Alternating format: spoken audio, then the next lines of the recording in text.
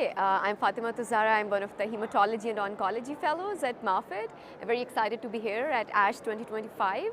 I just presented our clinical project titled Clinical Outcomes and Characteristics of Patients who were diagnosed with DDX41-mutated acute myeloid leukemia, where we looked at the clinical outcomes between patients who were treated with frontline intensive chemotherapy versus HMA-based therapy.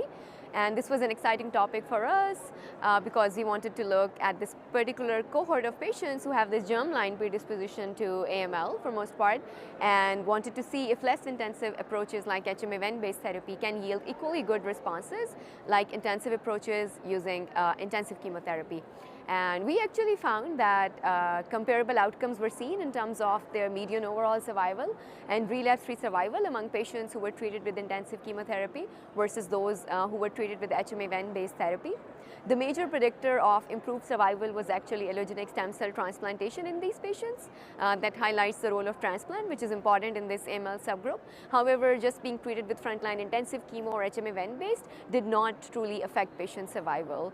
And this is what we highlighted here at ASH 2025, and also very excited tomorrow for the plenary session where a major phase 3 randomized trial is looking at the outcomes between these two regimens in what historically we call fit patients eligible for intensive chemotherapy. So we were happy to contribute this actual real-world data to answer this question, how more and more patients could actually just get away with less intensive approach and really don't need to undergo intensive chemotherapy and still derive good clinical outcomes for their acute myeloid leukemia.